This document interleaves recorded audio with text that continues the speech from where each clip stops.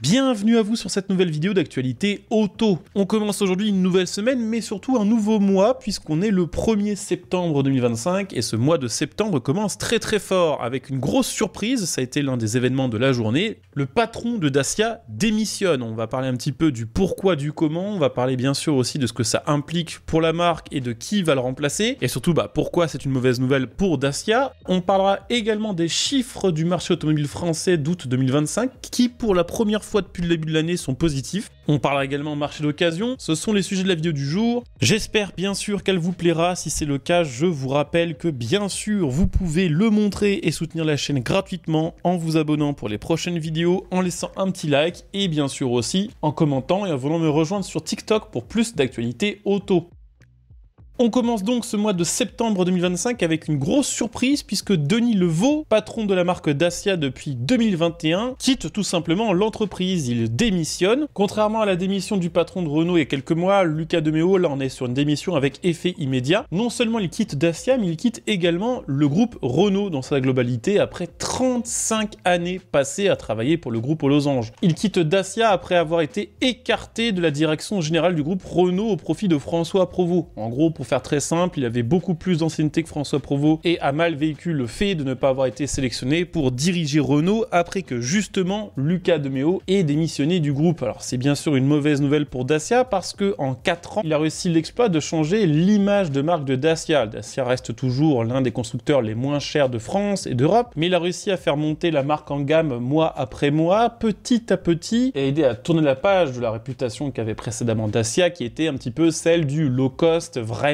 pas cher, vraiment basique, un petit peu tristouné. Il a réussi à attirer une clientèle issue des classes moyennes fragilisées par la hausse des prix de l'automobile, se rabattant sur des modèles comme le nouveau Duster, le Jogger, la Sandero qui est toujours l'une des voitures les plus vendues en Europe et probablement aussi le futur Bigster. Des modèles plus soignés, un peu mieux équipés, un petit peu plus chers aussi que les anciennes Dacia d'il y a une dizaine d'années. Dacia, sous sa direction, a été l'une des seules marques mondiales à vendre plus de voitures en 2024 qu'en 2014. Là où la plupart des marques ont vu une grosse baisse de leurs ventes, Dacia est passé de 550 000 unités en 2015 à 676 000 en 2024. Et a priori, ça devrait plutôt bien se passer en 2025 pour eux, parce que sur la première moitié de l'année 2025, Dacia a déjà écoulé 356 000 véhicules. Ce serait donc pas idiot de se dire qu'elle va clôturer aux alentours des 700 000. Une hausse des ventes que la marque doit clairement à la stratégie de Denis Le-Vau, qui a réussi à faire en sorte que Dacia ne soit plus perçue comme une marque rebutante par son aspect un petit peu low cost. Il n'y a qu'une seule ombre au tableau de Denis Le-Vau en ce qui concerne Dacia, ça a été les ventes de la Dacia Spring. La Dacia Spring qui était l'une des voitures électriques les moins chères vendues en France, lourdement pénalisée par une fiscalité qui a totalement changé en 2024 puisque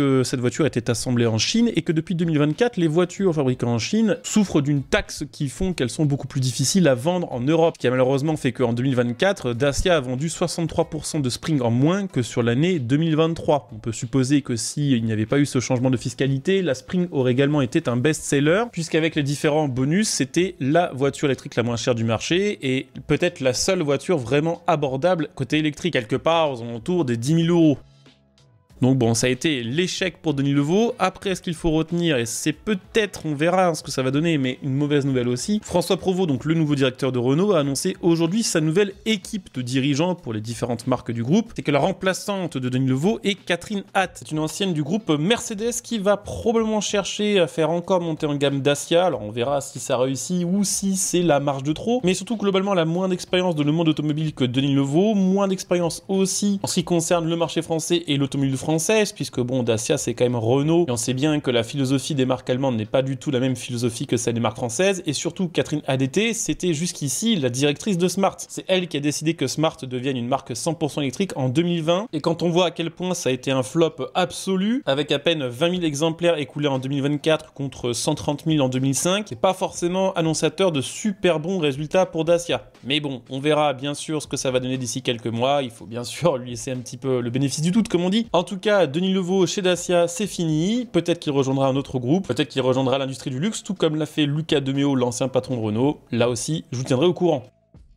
Je vous le disais, on va également parler des chiffres concernant le marché automobile français du mois d'août 2025 avec enfin une bonne nouvelle puisque c'est le premier mois de l'année 2025 où les chiffres de vente ont été meilleurs qu'en 2024. Bon, c'est une toute petite hausse, c'est plus 2,2%, ce qui fait qu'on est toujours à moins 7,1% sur l'année 2025. Comparé à 2024, c'est une très grosse baisse, hein. 7%, c'est vraiment énorme. Alors bien sûr, comme d'habitude, il y a des marques qui s'en sortent mieux que d'autres. Stellantis, par exemple, s'en sort un petit peu moins bien avec moins 3,1% sur un marché qui a moins 2,2%, ça veut dire que globalement Stellantis sous-performe, mais n'empêche que les choses sont en train de s'arranger puisque on rappelle qu'en juillet par exemple Stellantis était à moins 7,3%, en juin moins 8,9%, donc oui ça continue de baisser mais de manière beaucoup moins violente, l'hémorragie est un petit peu terminée. Du côté du groupe Renault on est à plus 1,7%, donc là aussi légèrement en dessus du marché mais en hausse quand même. Du côté du groupe Toyota, troisième groupe en France, on est à moins 2,7%, là aussi en dessous du reste du marché, mais c'est un signal positif parce que le mois dernier c'était moins 20 et quelques pourcents et en juin moins 9%. En ce qui concerne les ventes de voitures électriques, alors là il y a deux chiffres assez intéressants, c'est le fait que chez les particuliers elle continue de baisser, c'est moins 1% entre août 2025 et août 2024. À première vue le nouveau bonus appelé CEE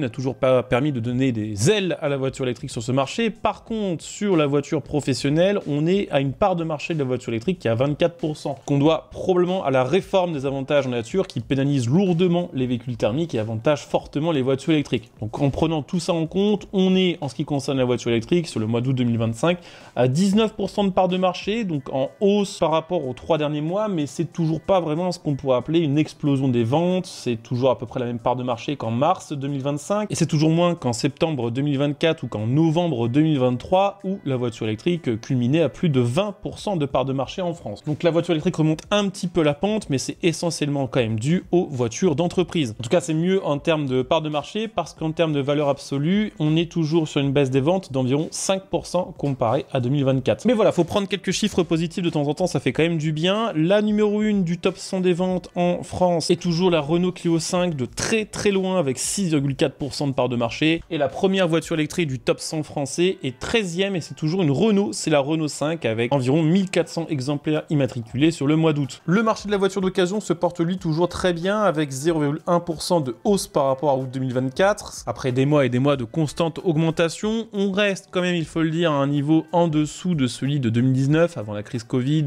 11,6% quand même. Autre point intéressant, ce sont surtout les voitures allemandes, japonaises et coréennes qui ont la cote et qui gagnent du terrain, probablement dû à leur image en termes de fiabilité. Également, autre chiffre que personnellement je trouve très intéressant et dont on parle régulièrement, encore en août 2025, ce sont surtout les voitures les plus anciennes qui sont les plus plébiscitées. Les voitures les plus récentes de moins d'un an n'ont représenté que 9% du marché. De 2 à 5 ans, on observe une baisse de 10% des ventes et à l'opposé, en ce qui concerne les voitures les plus anciennes, on voit une augmentation de plus 11% pour les véhicules de 16 ans et plus. Autant vous dire encore une fois que ce n'est pas demain que le parc automobile français va rajeunir, le diesel reste dominant et oui, 44% des ventes de véhicules occasion sont à moteur diesel. Il y a vraiment toujours un énorme marché en France et c'est bien malheureux que les constructeurs n'en proposent plus en neuf. Et la part de marché des véhicules électrifiés est en baisse comparée à la même période en 2025, 14,7% de part de marché contre 15,5%. Autant vous dire là aussi que le thermique a encore de très beaux jours devant lui. Je vous mets un dernier chiffre intéressant pour la route. Le ratio à retenir, c'est que pour un véhicule vendu neuf en France, il se vend 4,29 véhicules d'occasion. C'est un chiffre record. D'après les experts, ce ratio historiquement haut confirme une fois de plus que les automobilistes français restreignent leur budget et se tournent vers des véhicules plus anciens, qui sont en général bien plus accessibles que les véhicules neufs, dont la moyenne de prix est supérieure à 30 000 €. Il y a un point qui n'est jamais cité dans ce genre d'études et qui est pourtant vrai, et on le sait. En France, on est toujours très attaché au diesel. Or, comme je disais juste avant, de moins en moins de constructeurs en proposent, ce qui fait qu'on est absolument obligé presque maintenant de se retourner vers le marché de l'occasion si on veut un modèle diesel. C'est quasiment impossible d'en trouver en neuf. Et surtout, il y a la fiabilité et la simplicité des véhicules. On en parlait encore dans une vidéo il y a quelques jours. Globalement, les Français ont davantage confiance en un exemplaire de véhicule qui a 15 ou 20 ans, qui a plusieurs centaines de milliers de kilomètres, mais qui est réputé comme étant fiable, que dans un modèle plus récent, plus cher, plus onéreux, bardé de technologie, proposant des motorisations connues pour leur risque de panne. Globalement, ce qui fait que les clients se tournent surtout vers les voitures d'occasion, c'est l'écart entre l'offre et la demande. Donc voilà, pas mal de positifs quand même sur ce mois d'août 2025. On verra si en septembre cette hausse continue. Peut-être que grâce au leasing social, on verra des chiffres encore plus impressionnants. Je vous tiendrai au courant. Quoi qu'il en soit, j'espère que cette vidéo vous aura intéressé. Si c'est le cas, je compte sur vous pour le montrer comme d'habitude, en laissant un like, en vous abonnant, en laissant un petit commentaire. On se retrouve dès demain pour une nouvelle vidéo d'actualité auto. Bonne soirée à vous. Ciao!